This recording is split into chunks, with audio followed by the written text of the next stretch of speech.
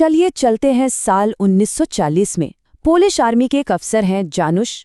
उन पर जासूसी का झूठा इल्जाम लगाया गया है और उनसे एक कबूलनामे पर दस्तखत करने को कहा जाता है। जब वो साफ मना कर देते हैं तो सिपाही उनकी पत्नी को ले आते हैं और उसे इतना तड़पाते हैं कि वो बेबस होकर अपने ही पति के खिलाफ गवाही दे देती है। और बस इसी एक झूठे बयान पर जानुश को साइबेरिया के एक ऐसे बेरहम जेल कैंप में भेज दिया जाता है जहां से जिंदा लौटना लगभग नामुमकिन था। सजा थी पूरे 20 साल की। ये जो जेल कैंप था ये असल में एक गुलैग था, मतलब सोवियत संघ के वो खौफनाक कैंप जहां कैदियों से तब तक मजदूरी करवाई जाती थी जब तक वो मर न जाएं। यहां से भागने के बारे में सोचना भी मौत को दावत देना था।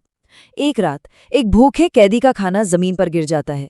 जानुश बिना एक पल सोचे अपना खाना उसे दे देते हैं।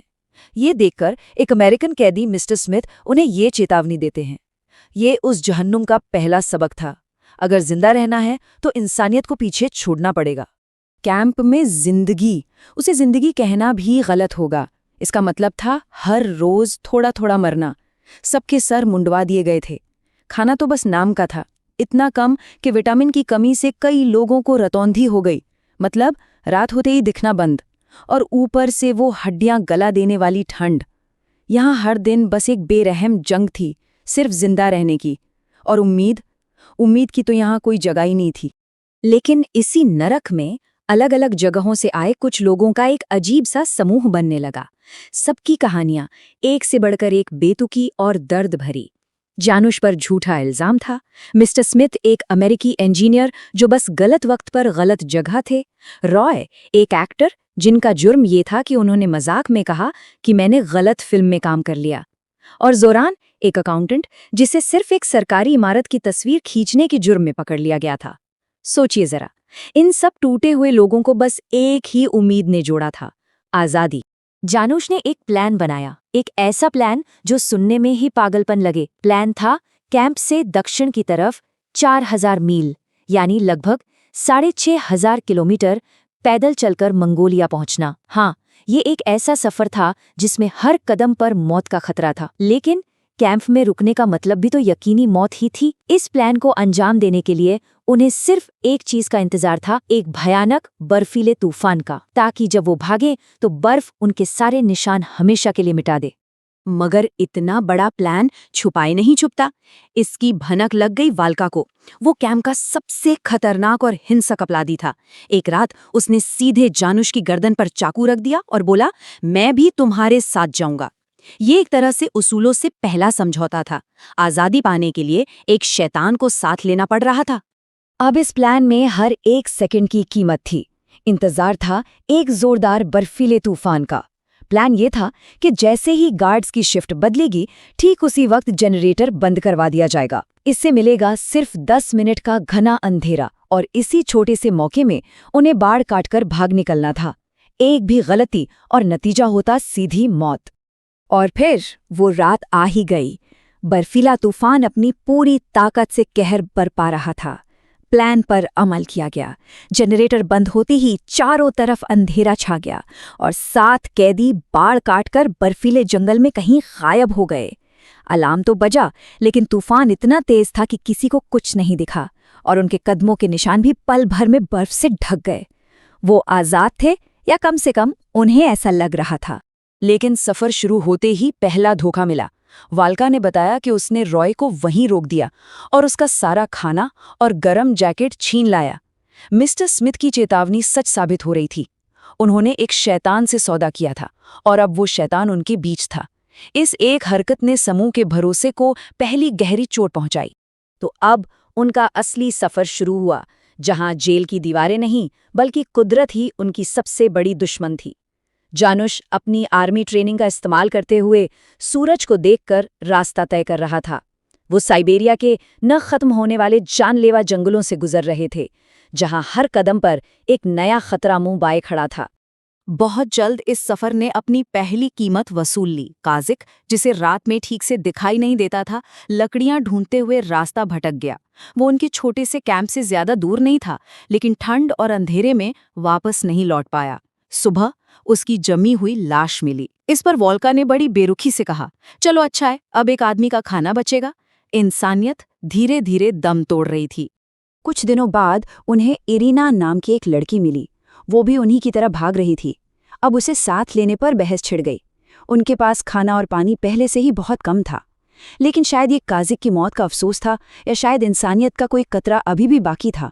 उन्होंने उसे अपने साथ ले लिया, और ये एक ऐसा फैसला था जिसने उनके समूह को फिर से एक परिवार जैसा महसूस कराया। हजारों मील चलने के बाद वो आखिरकार मंगोलिया की सीमा पर पहुंचे, लेकिन उनकी सारी उम्मीदें चकनाचूर हो गईं। पता चला कि मंगोलिया पर भी अब कम्युनिस्टों का कब्जा था। अब उनके सामने सिर्फ एक ही रास्ता बचा था, दुनिया के सबसे बेरहम रेगिस्तानों में से एक गोबी रेगिस्तान को पार करके भारत पहुंचना। ये एक बर्फीले नरक से निकलकर एक जलते हुए नरक में जाने जैसा था। मंगोलिया की सीमा पर एक बड़ी ही हैरान करने वाली बात हुई। वाल्का, जो सबसे ज्यादा बेरहम था, जो जिंदा रहने के लिए कुछ भी कर सकता था, उसने आगे जाने से मना कर दिया। वो अपनी मातृभूमि, अपना देश नहीं छोड़ सकता था, भले ही वो देश उसके लिए एक जेल ही क्यों न हो। उसने जानुश से हाथ मिलाया और वहीं रुक गया। कहानी में ये एक बहुत ही अजीब मोड़ था। अब शुरू हुआ गोबी रेगिस्तान का जानलेवा सफर। यहाँ दूर दूर तक सिर्फ तपती रेत थी। पानी की हर बूंद कीमती थी। ये रेगिस्तान सिर्फ उनके शरीर की ताकत का इम्तिहान नहीं लेने वाला था, बल्कि ये उनकी इंसानियत, उनके हौसले और उनके रिश्तों की भी सबसे बड़ी परीक्षा लेने वाला था। जल्द ही इरीना की हालत बिगड़ने लगी। उसके पैर बुरी तरह सूज गए और वो एक कदम भी नहीं चल पा रही थी। उसने बाकियों से उसे छोड़कर आगे जाने को कहा, लेकिन किसी ने उसकी बात नहीं मानी। आंद्रेस उसे अपनी गोद में उठाकर तब तक चलता रहा जब तक कि इरीना ने दम नहीं तोड़ दिया। उन्होंने उसे वहीं रेत में दफना दिया। एक और साथी पीछे छूट गया था। इसी खौफनाक माहौल के बीच इंसानियत का एक बहुत ही खूबसूरत लम्हा देखने को मिला। तोमास, जो एक कलाकार था, उसने अपनी बची खुची ताकत से इरीना का एक मुस्कुराता हुआ चित्र बनाया। शायद ये उसकी याद को और उनकी बची खुची इंसानियत को जिंदा रखने का एक तरीका था।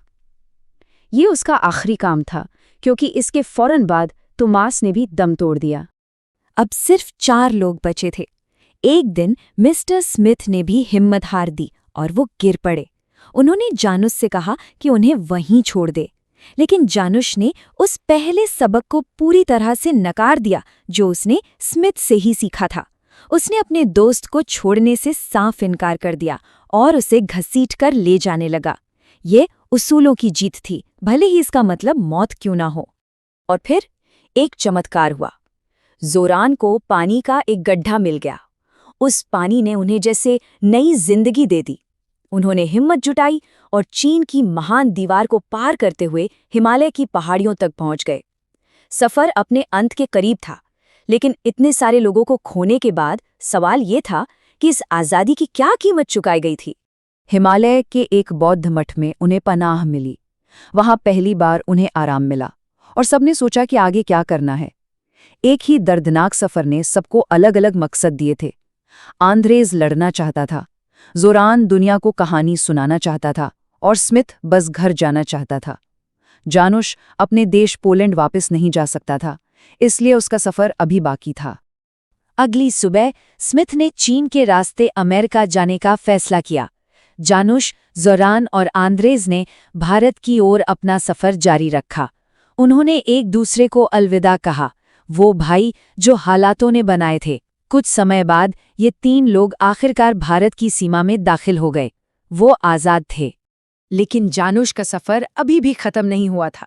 देखिए किस्मत का कैसा खेल था कि 4000 मील चलकर आज़ादी पाने के बाद भी वो अपने घर नहीं जा सकता था, क्योंकि पोलैंड पर अभी भी कम्युनिस्ट शासन था। उसने पूरे 50 साल इंतजार किया। वो दुनिया भर में भटकता रहा, एक आज़ाद इंसान, लेकिन बिना घर के। पूरे 50 साल बाद जब पोलैंड आज़ाद हुआ, एक बूढ़ा जानुश अपने पुराने घर लौटा। उसने एक छिपी हुई चाबी से दरवाज़ा खोला। अंदर उसकी पत्नी उसका इंतजार कर रही थी। वही चेहरा जिसकी एक धुंधली सी याद ने उसे 4000 मील के जानलेवा सफर और 50 साल के लंबे इंतजार में जिंदा रखा था। ये कहानी हमें एक बहुत गहरे सवाल के साथ छोड़ जाती है। जब कोई आज़ादी, घर और प्यार के लिए इतनी बड़ी कीमत चुकाता है, तो इतने लंबे और दर्दनाक सफर के बाद मिली उस मंजिल का एहसास आखिर कैसा होता होगा? क्या 50 साल के बाद आज़ादी का मतलब वाकई वही था जिसके लिए ये सब कुछ शुरू हुआ था?